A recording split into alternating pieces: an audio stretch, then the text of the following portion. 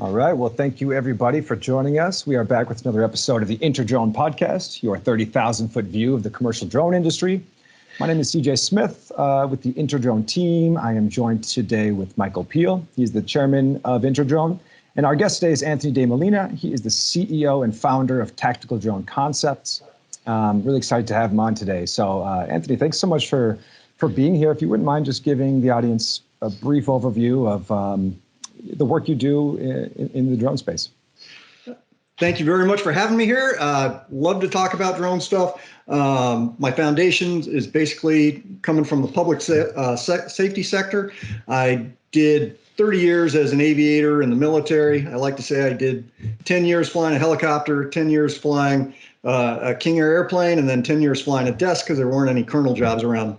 But I did get to do civil military policy at the Pentagon for a number of years, and that correlated to what I did at LAPD. I did 30 years there, and then 31 years with LAPD. I'm still a reserve officer there with the drone program. The way I got there was basically being assigned to Air Support Division. And as a special projects guy, we started going into the drone world, and I got tagged with it. Great. And talk to us a little bit about Tactical Drone Concepts and the work you do there. Tactical Drone Concepts started out developing a way to teach and educate public safety individuals basically on building an aviation program using a UAS platform. So very similar to any airborne law enforcement or fire program, it's just the vehicles changed. And we take that philosophy throughout from beginning to end. Tactical Drone Concepts, basically heavily into the safety side of things. We teach people how to develop their safety programs, their maintenance programs, get into the operational considerations, and building your training program. And then that branched off into a whole nother side of things where we also do counter drone training, and we have classes on that as well. Awesome. That's great. Yeah, and we'll get into that a little bit more in the interview portion of the podcast. So if anybody's just tuning in for the first time, we begin the recording talking about a couple interesting news stories from the past week that are relevant to the commercial drone industry. And then we'll shift into the interview where we'll ask Anthony a few questions about some of the work that he has done. So without further ado, the first article on the list, pocket-sized Echodyne radar may be a breakthrough to protect us from drones and drone collisions. So since 2019, Echodyne has been spinning out variants of its radar. Unlike traditional radars, which mechanically rotate their antennas, they can only look in one direction at a time. There's a phased array system, which can actually steer the beam without moving the antenna. Echodyne's innovation actually even does away with the phase shifters, and they're using finely separated antenna feeds, which can be activated in different combinations to construct a beam aiming at a desired direction. And essentially, the result is much cheaper, much lighter, and it requires less battery power while retaining much of the same agility. So, Anthony, you said you worked in the public safety sector, LAPD. I would love to just hear a little bit about what your thoughts are this. Have you guys how have you used different radar technologies, and how do you see public safety agencies using them, and what do you think this innovation kind of means for that? Well, it's the radar types that they're getting into are actually identification and anti-collision type applications, and then there's the counter drone type applications. If it's small enough to be on a drone and there's some type of automation, it would be great to have it on the aircraft. It's going to be interesting to see what that price point is as they move forward, because most people have very constrained budgets moving forward. On the counter drone side, I like to break things up into identification, interdiction, but what I add to the equation is enforcement, because the problem is you can identify a UAS in the sky, but if you don't want it to happen again, you got to identify who's actually flying it. And then that's the investigation piece where the enforcement comes in, and whether that enforcement comes in the way of educating the public on do's and don'ts versus prosecutions. We'd like to lean more toward the education side, but that's where things become very difficult. I've worked with a number of companies out here on the West Coast. We have White Fox. They help me out with some of my training events.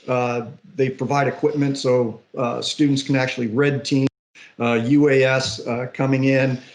But as far as all of that goes, radar is great, but there needs to be a deconfliction mechanism because the airspace is going to be so crowded that you have seconds to respond, and you need to almost be able to tag the aircraft as to whether they're friend or foe. So I like to think of 4 football teams playing each other wearing the same colors on the same football field. Well, how do you know who scores? And it's the same thing with an aircraft coming into a large venue. You don't know where it's come from, what it's doing. Is it CNN? Is it one of the fire department's aircraft? Is it a law enforcement aircraft? So that deconfliction needs to come into the equation before you can do anything. I kind of want to go a little bit back in history. Not that long ago, when the entirety of the U.S. kind of air traffic management system was radar, right? Yep. We held on to that for longer because its safety rating, the results in safety were so high. We could bet on its results, and we were actually comparatively to Europe, which had moved on to GPS sooner. They had a nominal lower rating. So when we think about what the future is, though, with drones, we have 2 factors that we have to keep in mind. One is the scale. So if we're throwing what we expect to be millions of these things into the sky, maybe 10, 20, 30 years from now, we're going to have to do a better job than just saying, hey, that thing's there. And it's very hard to map intent. But if we have trained algorithms and we have actual smart kind of, UTM system, we can do what we do with the level of kind of credit card kind of theft tracing. Do you know if you go to a gas pump and you try to gas up 2 cars, so like the first one, the second one, often you'll get a see the cashier notice. Yep. And if you don't go see the cashier, if that's not a local gas station, your credit card's company, its algorithm is smart enough to then send you a call or an email like, was your card used inappropriately? And that's kind of the level of tracing that we hope to get with the sky and navigation eventually, where we're able to say aircraft that act in this way, who are unidentified, or even ones that are identified that are showing an aberrant pattern, can be pulled out and notified to the end user that needs to know that information to either handle deconfliction, take that aircraft out of the sky if the regulation provides in the future for law enforcement to do that in different ways, or even privately airports, facilities of that nature. I think that's a bigger one, and actually kind of handle the system at the scale that we're expecting if we're running truly automated skies. Absolutely. Yeah. Right. And what do you guys think about for collision avoidance or detect and avoid? Because I totally hear what Anthony's saying, that it's only half the battle if you know that there's a drone there. That almost has to come in conjunction with some sort of remote ID, so you also know who's flying it. But I think being a radar that's that small, and we're looking at having multiple sensors on these drones for detect and avoid, just because there's different scenarios that pop up that one sensor may not be able to detect and avoid it. So what are your thoughts on using that for kind of collision avoidance? I wanted to get into a test case with White Fox. They have a small pocket-sized detector called the Scorpion, and I was thinking about flying around with it in a helicopter to see if it would give me the distance to actually alert me of the presence of a UAS in the area. Because the problem is 2 converging paths, neither one of the pilots see it. They're going to meet at some point on the path. The problem becomes too many UAS operators right now are more focused on their screen than they are their airspace. In the LA area, I can tell you a number of the cases that I did while I was still working with the LAPD full time were instances where the pilot is on the screen, doesn't realize that there's a helicopter in the airspace, and then the helicopter is the one that has to move out of the way. Not supposed to happen. In some of the situations, it was even 107 pilots who were the culprits. So, careless, clueless, or criminal. It's one of those three groups of people, and I'd like to think they're not criminal, because then we have a real problem. But at the very least, careless. Yeah, I think there's also a limitation based on our senses. Having the screen can make you feel like, oh, this is my field of vision. But I think we underrate how much our other senses play into your sense of space.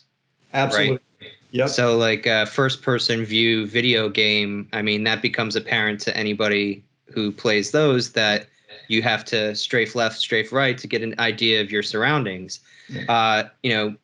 Do you add more cameras? Does that solve the solution, or does that solve the problem? Or does it create a new problem of focus? At some point, we're going to reach, I think, operator limits, and it's actually just better to have a second operator. And we've seen that with some drone kind of airframes this year, where they said, nope, this is a drone that you could operate with two people, and that's an advantage.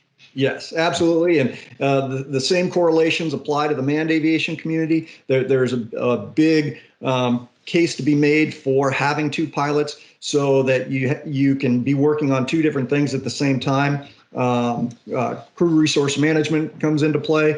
That's why whenever I fly, I have a visual observer with me. So if I do have to focus on, battery life or system and stuff, there's somebody that's looking in the air to alert me that something's going on. Right. And then when we move into BV lost flights, then there's a whole new, new bucket of things we'll have to tackle. So, well, anyway, we're going to move, shift gears on to the second article of the week. So, National Geographic's upcoming documentary Lost on Everest follows the trail of the infamous 1924 expedition, George Lee Mallory and Andrew Irvine. Both climbers passed. Mallory's remains were found in 1999, and the documentary actually follows some of these surveyors as they try to follow the steps and try to actually find the remains of Irvine's body. It's still a mystery whether the two reached the summit. I think what's fascinating here is they're flying this drone at 28,000 feet, exactly, almost at the pinnacle of Everest. I mean, the tallest point in the world. How impressed were you guys when I didn't think a drone would necessarily be able to hang in those altitudes? I was extremely impressed. Having flown helicopters at high altitude, the air gets extremely thin and the controls, for lack of a better word, get mushy. So the fact that it was able to operate up there is surprising. But I not knowing the physics or not being a physicist, I'm guessing more an issue that aircraft have is pressure and fuel pressure and thinning and all that coming into play, whereas the decrease in power, probably the battery, but although that still boggles my mind how the battery was able to stay warm on the aircraft that they showed, because I think it was a Mavic. They gave it a coat.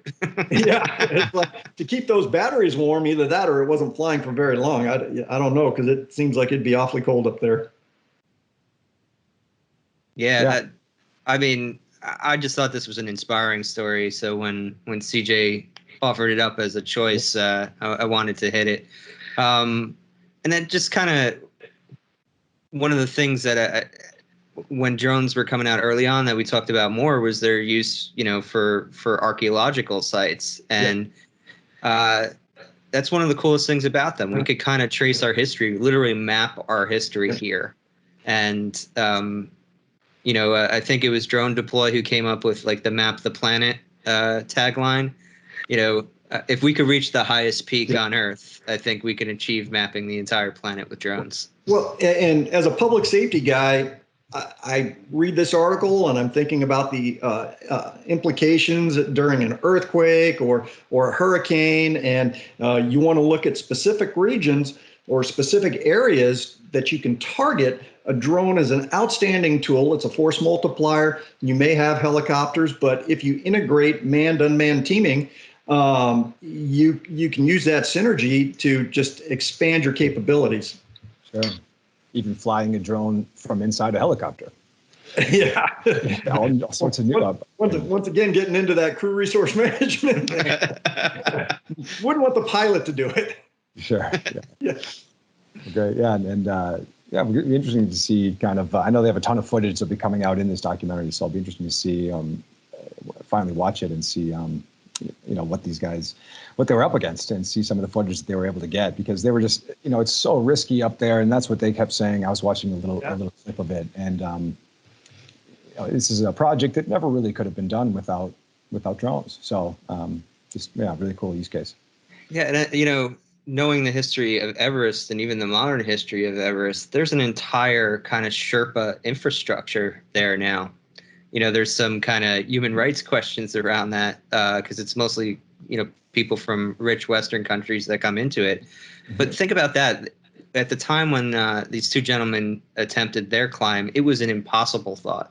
Climbing Everest was not something that rich people did for fun when they wanted to challenge themselves, and now we're actually at a level of kind of understanding that mountain, that we can send up an entire crew like this, and they can have it, despite how hard it is, pretty good assurances that their trip will be safe. Absolutely. Yeah. Yeah. Video documentation. Yeah. Yeah, it's the same thing in like Machu Picchu, Mike. They have some locals down there that will carry your packs with you and kind of guide people up the mountains in Peru. So similar. Yeah, I mean that's human endeavor, right? We discover things and then we keep pushing. So. Mm-hmm. Yeah. Cool. Well, one final article, and we'll jump into the interview. And this one's really exciting for me. I'm sure, Anthony, you're excited about this too, coming from the public safety sector. But DJI came out with the drone rescue map to track drone-assisted rescues worldwide. So this is an online reference that it currently shows over 400 people around the world who have been helped by drones in more than 200 emergencies. And this will be continue to be updated.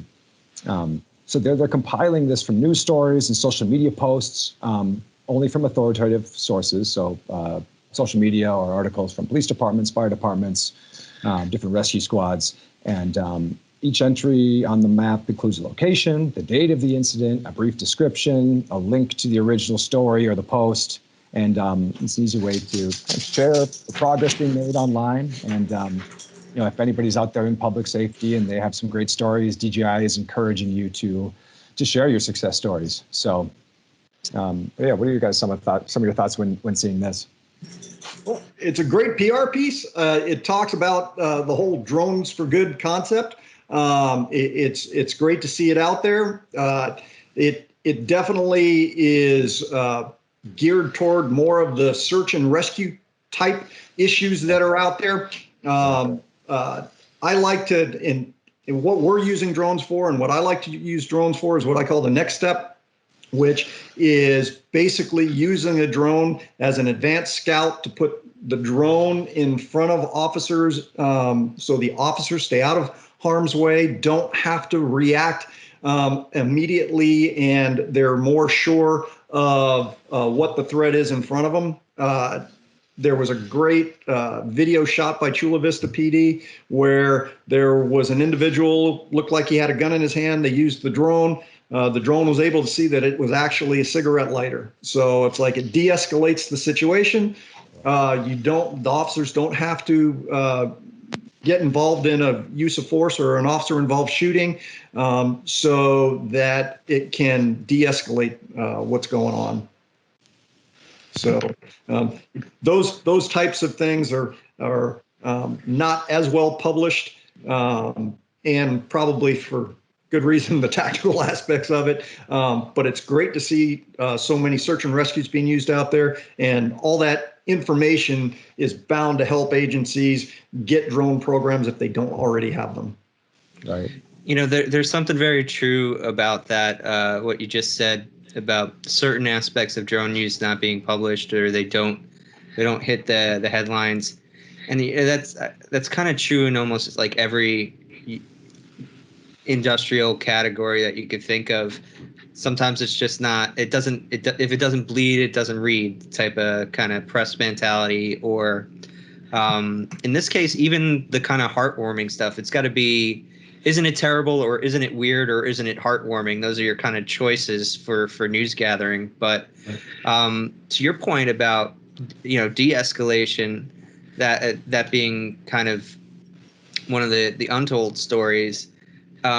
There's so many kind of uses for law enforcement, specifically law enforcement, not fire and EMS and so on, or search and rescue, that are non-confrontational kind of use cases, right?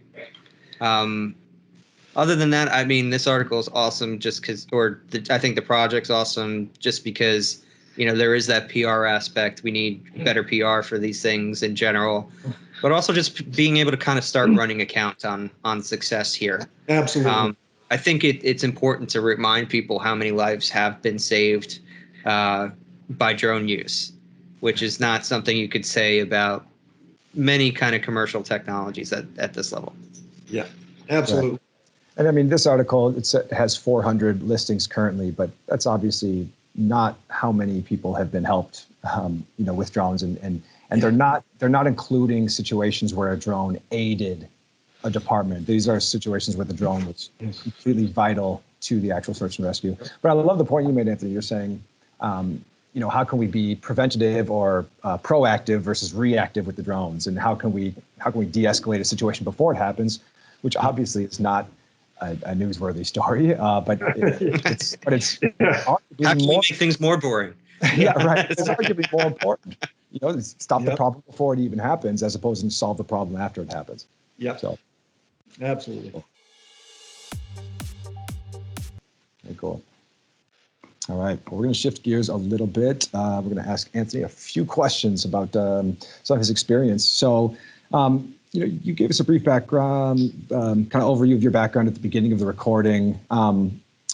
Just talk to us a little bit more about why drones. Your career didn't necessarily need to take this turn, but I'd love to hear just, some of the thought process and your experience over the years, and how you, you're an entrepreneur, or a dronepreneur, as some would say. So talk to us just a little bit about how that all happened. Well, it was kind of funny because we had a city council member who was in charge of the Hollywood Hills, and his area was getting bombarded by drones flying around the Hollywood sign. And there were a number of residents that continued to complain about it. And he basically threw his hands up and went to the police department and said, make it stop. So what can we do? So we started looking into the area. The city attorney was tasked with coming up with an ordinance, and they reached out to Air Support as the technical expert, and that was me. Got assigned to work with our city attorney to craft a municipal code that would not be preemptive with federal rules and regulations that we could use to enforce drone use in the city of Los Angeles. So I started on the counter drone side, I guess, but just around the same time, a lot of people know that LAPD inherited or got or acquired Seattle's drones, the Dragonfly 6s, and we were thinking about starting a program. So at the same time all of this was going on, and I was actually prepping to go on a court case having to do with one of the drones taken in custody, I thought I better get up to speed if I'm going to have to testify in court. So I figured, started looking into it, started flying it. And then since I heard we were getting Seattle's, I spent my free time going, okay, what actually makes an aviation program, and how can I build an aviation program using UAS as my base platform. So I started building it out from there. And then I joined with a nonprofit, and I was teaching that course with the nonprofit for a while. But then they wanted to diversify and go into other things, and I wanted to concentrate on just the drone space. So I basically branched out on my own and came up with tactical drone concepts and brought all my stuff. And the courses are actually post-certified, which is police officer standards and training in the state of California. So we've done that, and we've expanded on a long list of stuff. Sure. Yeah, I want to hear about those courses in a second, but talk to us about Seattle. So the Seattle Police Department gave the LAPD a fleet of drones, or how did that? Back around the 2015, 2016 timeframe, before that, drones are fairly well accepted now, at least in my opinion. But back then, there was a lot of pushback, a lot of the perception that when you say drone, you're talking a predator flying over the city 24/7, spying on people. So the whole surveillance attitude that comes with a drone was like, okay, no, not here. And Seattle was one of those places. They went and acquired they were Dragonfly 6s at the time. They acquired those, and then the public found out after the fact and said, no, not here. So they were sitting on a shelf somewhere in Seattle, and LAPD became interested in using drones. And in our bureau that air support belongs to, they said, okay, bureau chief said, we'll take them, we'll build something out, but he wasn't going to do it before he got the public approbation behind it to start it. So as we waited to get that public approbation, ours actually sat in the Inspector General's office under lock and key.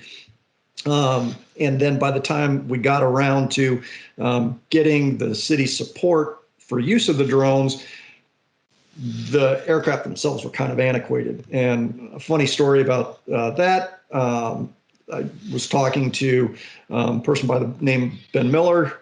He was working with Dragon, and I was like, well, could we get some kind of a trade or anything else? And to tell you technology-wise how old those were, he's like, well, there's two of those. One of those is in our corporate office.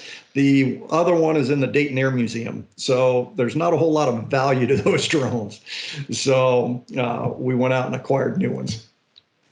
What do you think the factor was in the public kind of turnaround there? I mean, I wouldn't think that Southern California is that different culturally from Seattle. I know it is, but like comparatively to even the East Coast or Texas, similar attitudes, and once again, basic public comfort with seeing drones in Best Buy, seeing them flying all over the place. They're becoming commonplace, so it's not that big of a deal where they don't think of a military drone at this point.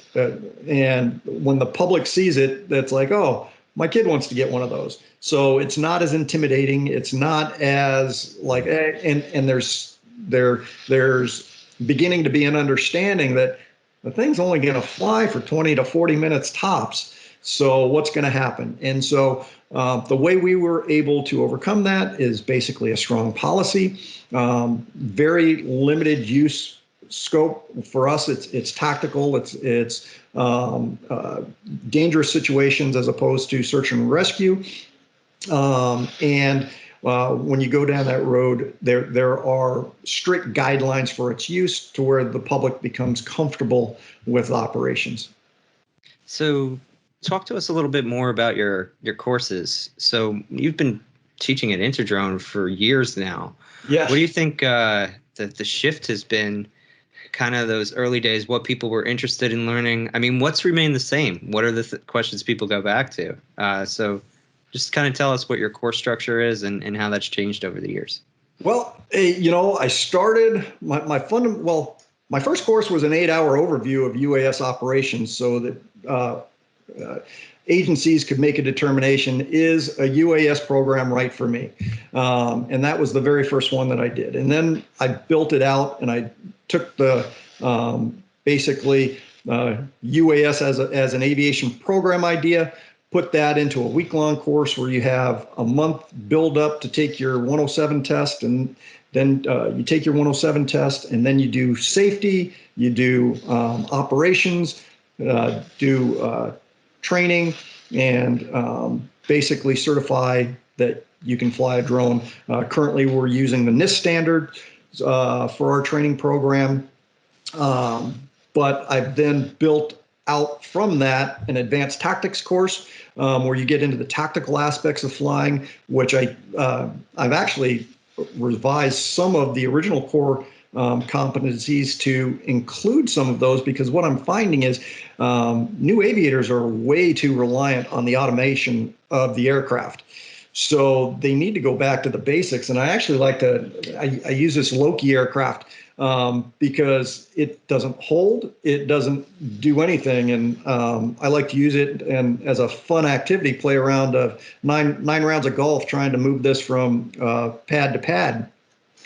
But all too often people forget, it's like, hey, that automation won't always be there for you. One of my very first students, 2 days after they left the course, emailed me and said, hey, I'm glad we went through that, because he flew underneath power lines and he lost his GPS, and it started to move uncontrolled. And he's like, hey, what's going on? And he didn't until he figured it out. And it's like, yeah, we practiced flying without GPS.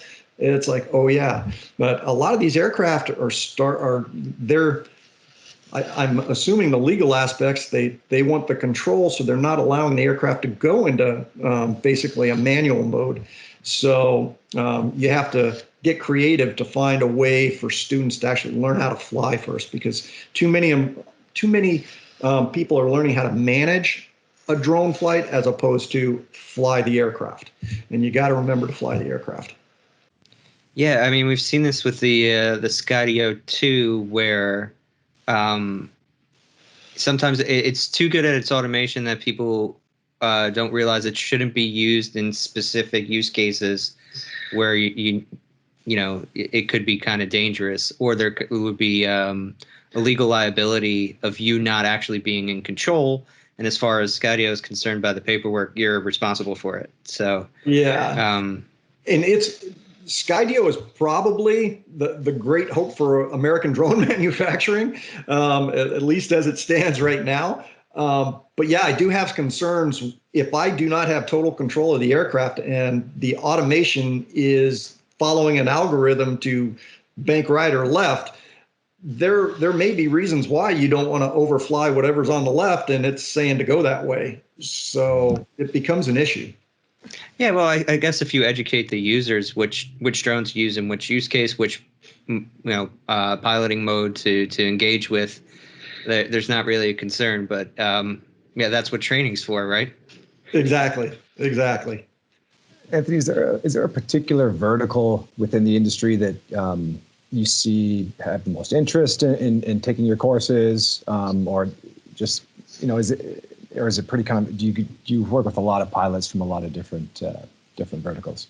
I would say 90% of the verticals are all public safety. It's basically I'm able to understand what those, and let me back up a second and say that for me, it comes back to figuring out what you want to do with the aircraft. So what I tell people is come up with your pre-scripted mission sets, what missions you actually want to run, and then work your way backwards to learn how to do that. For the public safety verticals, that's basically where my strengths are there, and military applications. So we can walk through how to clear a building, how to search around a house, how to get in those really tight spaces, how to use the aircraft as an advantage, and ways around the time limits of the aircraft, working through those problems from a public safety standpoint, is basically what we walk through in the advanced tactics course. And then also I would say most of these drone operators in public safety, at least on the law enforcement side, are also going to be the guys that get asked the questions on the counter drone side. So they have to be the technical as well as tactical experts in the drone space. So they have all the legal answers when somebody comes, hey, is this a criminal or at least a regulatory violation, when the other officers ask. And that's the hardest thing to impart to other officers, because cops want black and white, yes or no. Is it a crime? Is it not a crime? There are so many gray areas right now in the drone space that, well, is he operating model recreation? Does he have a 107 license? What's he doing? And it's like confuses people really quick, especially if they're not in the industry. What are some of the most common questions you get from pilots who are taking their courses and who are kind of taking their first dive into the drone? I get two big ones all the time, probably about equally. The first one is, what drone do I buy? Well, okay, I can't tell you because it goes back to those pre-scripted mission sets. That's what you're doing. So initially, it seemed like the industry was going toward a one-size-fits-all, where they wanted one drone that's going to do all these missions. And for me, it just didn't seem like it was working out. So you need to specialize. If you're predominantly going to do, like say interior missions, then you need a smaller aircraft as opposed to a larger aircraft. You're going to need some kind of lighting. You're going to or thermal capability, and then that narrows your scope on what you're going to buy. And then the other big thing that narrows everybody's scope is, how much money do you have? Because like the city budget and or the people that are donating to your program, you have a finite amount of money for that. So I can't tell you until you tell me what you want to do with it. And then the other big question that's asked all the time, especially in my vertical, is, okay, do we fly 107 or do we fly under the public use rules? And the easy answer to that is there is no downside to doing both. So get your 107 license. The public knows that you have the same training and experience that their neighbor does when they see their neighbor flying their drone. But under the public use rules, you may have certain exemptions or leeway to do other types of things. If you go back a little ways, to use to get an emergency authorization, you had to have a public use COA. That's no longer the case. You can get your SGI, special government interest emergency exception, under 107 or public use, but there's no downside to having both. So I recommend to everybody get both. So what areas of commercial UAS regulation do you think are important for the FAA to kind of provide clarity on? And how do you think that those kind of insights tie into progress in the industry in the United States? Are we kind of being held back here? I have the feeling that people in every country say that about their civil aviation authority, but I do feel like it is a little bit truer here because we have such a safety record to defend. Okay. The answer to that is yes.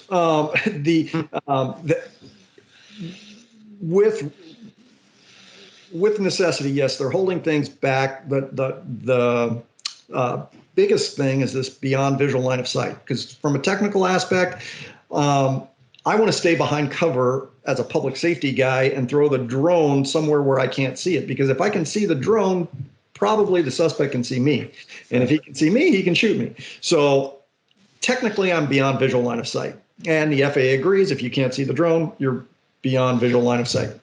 So trying to get an operation where you're no higher than the crest of a building and you're turning the corner, the chances of you interfering in the national airspace are extremely limited. So the risk calculus there is so low that it's like, come on, if I'm telling you in my request for a waiver that I'm going to stay below the crest of the building, you still have a problem with that?